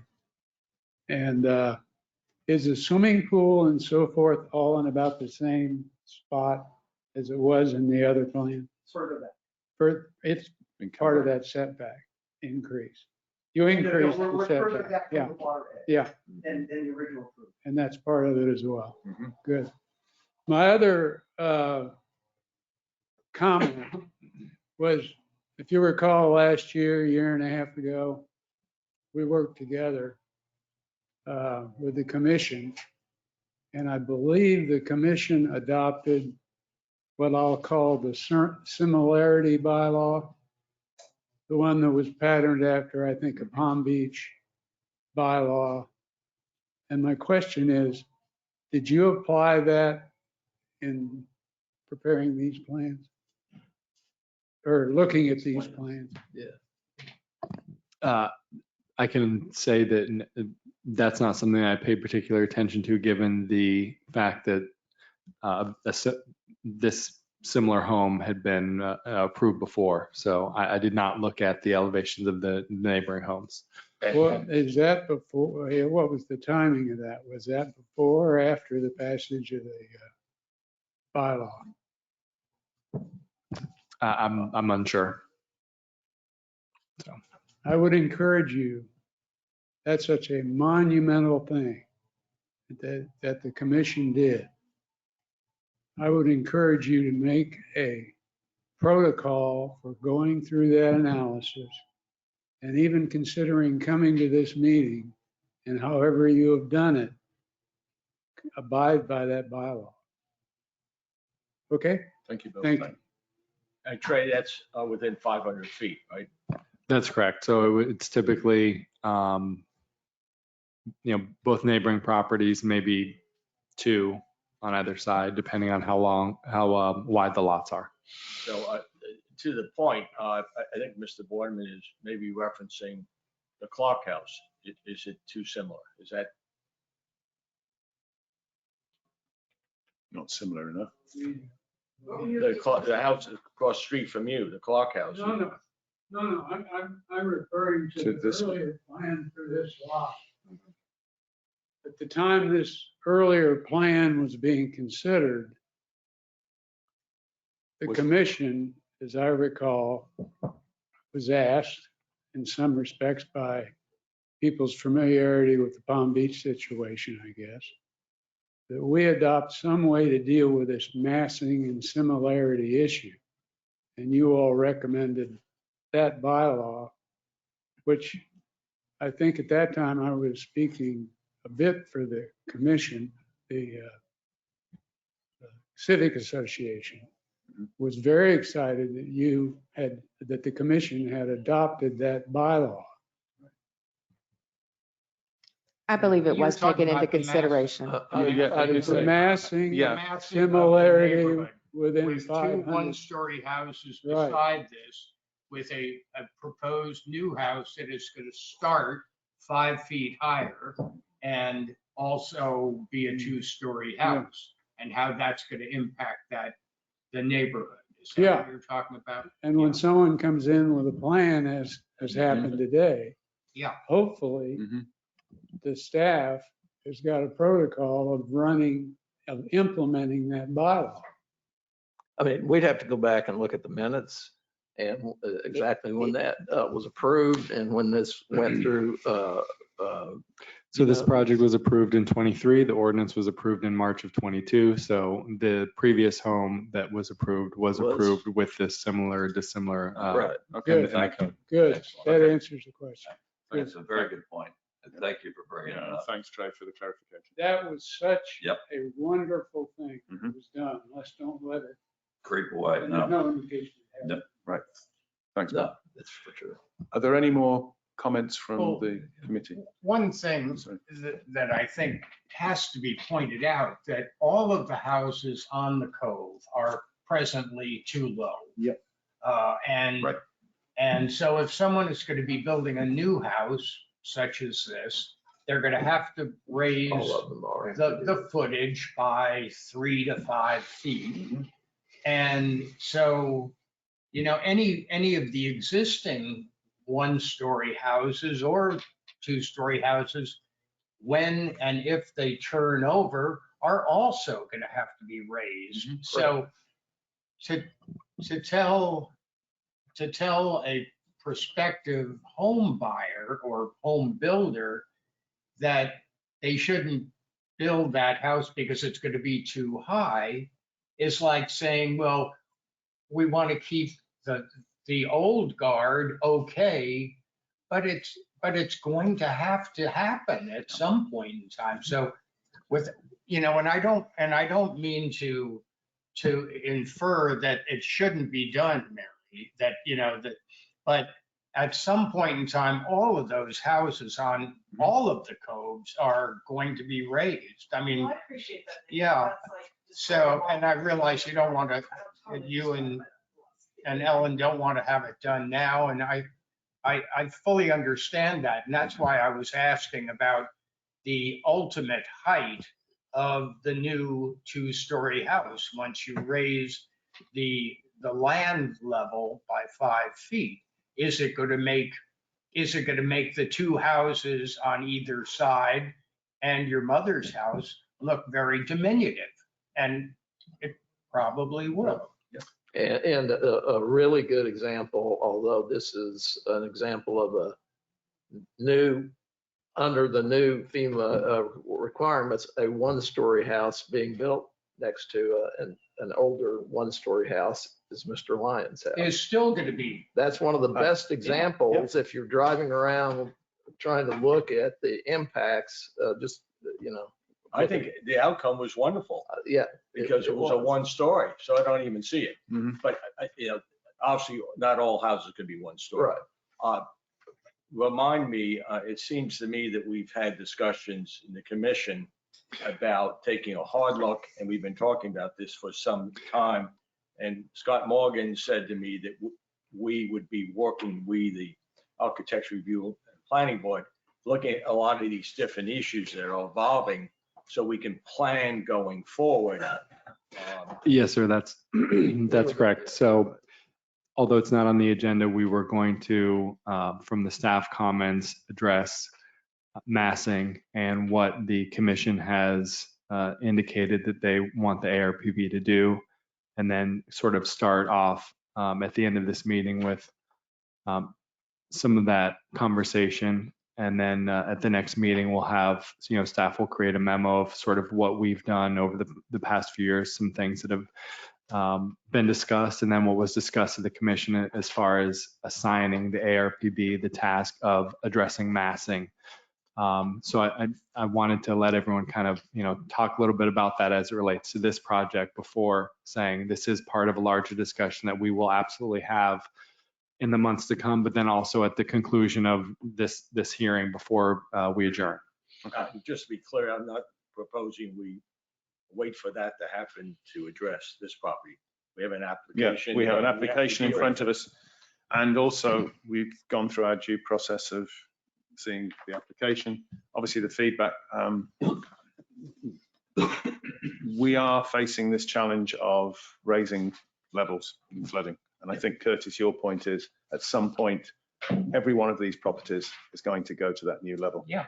And it's just, Maybe you could, instead of, since it is higher levels, smaller houses or something. I mean, there is a way to mitigate the sense of enormity when everything has to be raised. That there's a way to potentially, I mean, all the houses are being built bigger and bigger. Is there a way to maybe say, you know what, you're going higher, but we have to go. in. There are. Just saying that there's things. There are, There's a and- way to think outside of the box. Yeah. Mrs. Walton, if you you're going to work with continue to set- speak, I need you to go to the microphone, okay? Just for the Mary, you record. work with setbacks and you work with floor area ratio. We have dramatically reduced the amount of square footage you could put on the second floor from 10 years ago when I got on 10 years ago. So we can adjust it. It's a process though. yeah, we have tried to do that because we took it back. I mean, Gary, did you say it's 30-something% now, the second floor? Yeah.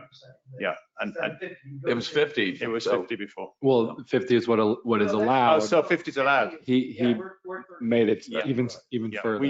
that's something we've tried to do to get away from that massing. You could go to subdivisions and neighborhoods when you put the same amount on the second floor as on the first floor. You see that down in, like. Yeah, and that's where we try and avoid the massing on the walls and things like that. So we're aware of the impact of second It looks floors. like the White House, Yeah. Yeah. Thank you. You're Are there any more comments from the public? In that case, if there are no more questions from the board, could I request a motion, please? I'll make a motion to permit the construction of a new 7,467 square foot, 2-story Bermuda style, single family dwelling with a 2.5 car garage, spa, covered porch, trellis, gazebo, and swimming pool. Can I have a second, please? I'll second. Sir. Mr. Lyons, Yes. Mr. Roach, Yes. Mr. Smith, Yes. Vice Chairman Doherty. Yes. Chairman Murphy. Yes. Thank you for the application and thank you for your comments. We now move on to the items by staff, which was somewhat signaled. Thank you, Mr. Chair. So we didn't prepare anything in advance to put in your packet, but we just wanted to make you aware that we are starting to have discussions at the ARPB level pursuant to the direction from the town commission about massing. Just to sort of bring, I know I have 2 former commissioners here, but to bring maybe the rest of the board on up to date on what we've talked about at the commission level. Greg and I reached out to a planner that used to work for the town of Palm Beach about what they do. Cubic content ratio was what the town of Palm Beach uses. Mark Marsh had indicated at one point that he has someone special in his office deal with that because it's just such a complicated formula. And the planner there suggested that it was terrible and that I'm paraphrasing, but he essentially did not like it very much and said floor area ratio is much better. So we really don't have a solution there. We thought that, with cubic content, the higher you go, the more cubic, square footage you have or cubed footage you have. But unfortunately, that seems to be not the right direction. His final sort of piece of advice was you should really look at reducing the FAR percentage. Now, I don't know if that we have a big appetite for that because there is, that does reduce someone's property value when you can build a 7,000 square foot house versus a 9,000 square foot house. So I've always just cautioned, and I've fought with Mr. Boardman a little bit on that, whether or not, preserving the town and its unique character increases property values, even though everyone has to build a smaller house. We also thought about how massing impacts the core differently, at least on staff discussions, rather than the north-south, the ocean west, the beachfront district, and Place au Soleil. Beachfront district there's not the same massing issues that we have because they're very long, narrow lots typically, or very wide, and the setbacks are going to sort of handle that. Same thing with Ocean West, as Mr. Doherty knows, you have a large pieces of property in the Ocean West district, so a little bit less of an issue. And the core is where we're really seeing a lot of the redevelopment with increased finished floor elevations, and then everyone taking the maximum floor area ratio and the maximum eave heights. So we do have some designs like what we just saw, which even though we have the owner here, I think that is a good design that's respectful of the massing issue. Floor area ratio, finished floor elevation is always going to be an issue. That's really the problem. So we talked about adjusting setbacks, increasing that, something that would maybe encourage single stories. But that also, it's the law of unintended consequences. If that, just take 3,400 for example, we have 30 to 50 foot setbacks on the side. So you really have like your wedding cake, but then you have this nice view on the side that allows for a lot of green open space. If you make that a single story, those setbacks go a lot wider, and then all of a sudden, even though it's not high, you have a lot more of a building wall. So it's hard to figure out what we, from a staff level and talking with the commission, what we sort of suggested, because we always end up with, let's look at this, maybe this is a good idea, but then, there's, like I said, the law of unintended consequences. Is that where we want to steer everyone? We do commonly see the wedding cake designs because we have a requirement in the code that you set back the second floor from the side elevation. So by nature, you're going to have a smaller 50% or less on top, and it has to be set back. So all of the homes now are that wedding cake 2-story design, whereas maybe there was some more flexibility in the past. So again, is it beneficial to the town? Yes, but the consequence of that is a lot of similar type 2-story houses when you have that requirement. So from town staff's sort of directive sort of to ourselves, and certainly we want to get input from the board, is we're going to, like I said, summarize to you what we've done, what we've talked about, and what the commission wants you to do.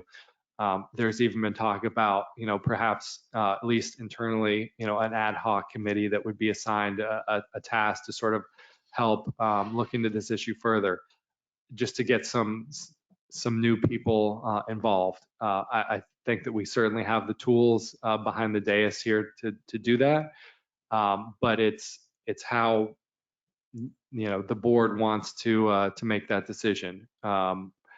There was talk about consultants. If we could try to get someone else on board that may want to look at this issue. So that's kind of where we are on the massing.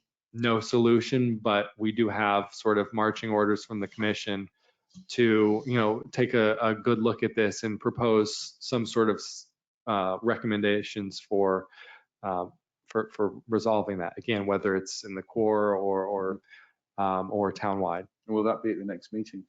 So what we'll do is we'll have a memorandum just sort of outlining everything. And we will probably put it on as an agenda item at the conclusion of the quasi-judicial hearings for the next few months. So we continue to work on it, and until such time as it's either send out the consultant, and then at that point it'll just be the consultants working. We had meetings, just sort of an update, or if it's an ad hoc committee or something like that, it'll be maybe that the chair of that committee would then provide a report to the ARPB, something like that. It's really it's whatever the board wants. So again, that's going to be something that we're going to communicate to you, and then we can sort of make a decision. And I certainly would open it up for discussion. My 2 cents, we need to have a consultant or a professional help us here at the end. If we don't, it's a bunch of non-architects trying to guess at FAR and say, The commission we has, have to the have commission a has agreed to hire an architect. We've talked about that. Okay, I didn't know And that. I mean, you need an opinion outside of this myopic world. Yes. Yep. And where they have some experience in other towns. Town manager and Trey found a really great guy from Palm Beach, but it turned out that he didn't have the free time. So we just have to find somebody else. A couple other quick comments, if that's okay. I don't think anything should be taken off the table. Most specifically, Trey and I don't necessarily agree on this point. The premise that you reduce square footage, reduce value. I can make a contrary argument to that. So I don't want that not to be considered. And with some input from some third parties that might have some wisdom that we don't have, I think we could come up with some better plans. But at the end of the day, I mean, just think about the streetscape. If you walk down Polo Drive and you're building a beautiful home, the house across the street was similar and kept going. It's going to be very different. I walk it all the time. It's lush. It's got a nice canopy. You don't get the sense of hardscape all over like buildings. And I mean, you can look across from across street is Mrs. Brophy, and they built a second-story house. And now, you know, as I look at Mrs. Brophy's house, you see this house over on Gulfstream. We're gonna have to manage that because otherwise it's just gonna be, I'm a little bit like a little city. That's my view. Yeah, I think, Paul, your point is if we go into this discussion, we get a blank piece of paper. Nothing is off the table. Right? I mean, it's an inflection point. I mean, there's no question. 5 feet higher. I mean, that is a big change. Well, this is a beautiful example today. I mean, it's 150 feet wide. Most of the lots are 100 feet wide. Right. So I think it couldn't be anything better than what we saw today. And I'm not just saying that this year. So either the setbacks are wide, you know, there's 30 or 40 feet on each side. What we're really going to be dealing with is the 100-foot lots. And that's a whole lot different. That's what caused the big fear on Old School. Yes. Yes, at Dr. Lewis's home. We're going to have that come up. And that's why I'm really wanting new rules. And most of those lots on Polo, south of Palm Way to north from Palm Way to Old School are all smaller, one-story houses. And most of them are on 100-foot lots. I don't know if there's any 150-foot lots in 23 one-story houses. Right. Yep. Okay, well, let's get somebody. I look forward to a clean slate. Can I, as an alternate, first of all, I'd like to say thank you for having me on your commission. So, and again, for those of you, I haven't met everybody, I'm Brian Coulter. And just a couple points, having been through some of these processes before in terms of looking at plans and trying to figure it all out, totally agree. You need to have like a professional, not that the staff isn't professional, but having an architect, a real planner, frankly, more so than an architect involved in this. And I would encourage, Paul, you made some good comments about, you know, landscaping and things like that and how important that is to the character of the neighborhood.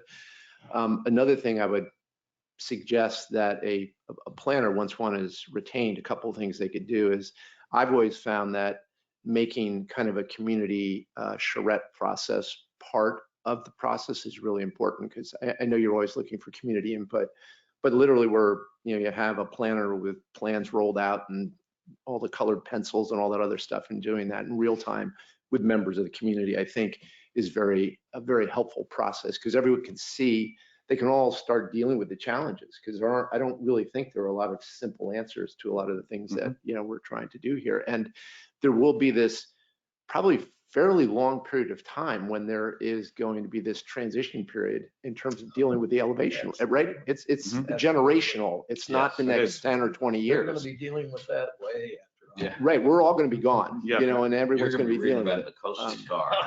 You know, and not to, you know, but everything from like, what do we do with the roads? I mean, you know, the infrastructure has to be raised probably at some point in the future, not to kind of scare everybody, but, you know, things like that are probably going to have to happen. But I think having a planner involved to really kind of help the whole community think through this, including us, but the community, the broader community, I think will give everybody more comfort in terms of the outcome and the direction we're going. I think that because when it becomes sticker shock or poster shock, oh my God, I've just got this through the mail.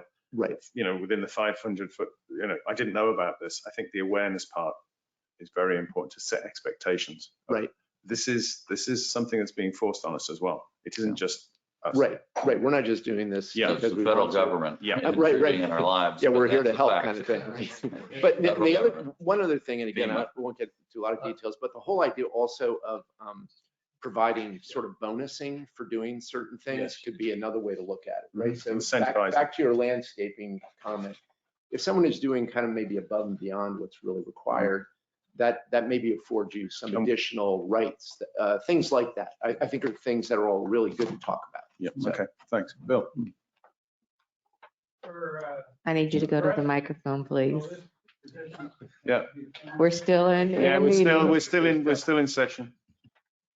Just for your information, there's a precedent for what you're talking about. I chaired a committee in probably 2001, that era, to review the entire zoning law. And we had a landscape architect and a architect that were part of that committee, so. Yeah. Okay. One quick last comment for me, I promise. A sense of urgency. Yeah. The reality is, it is generational. And I can predict that in the next 5 years, there'll be at least 5, if not 7 houses that will turn simply because of age. And they're one story. And so, and it could happen tomorrow. I mean, and so sooner we get on it, and I'm not looking back, but we need to move forward. We've talked about it. We just haven't gotten there yet. Yep. Okay. Thanks, Paul. If there's no other items are there any other items from board members? No. In that case, the public, both of them, any other points? And with that, I'd like to adjourn the meeting and thank everybody for their input today.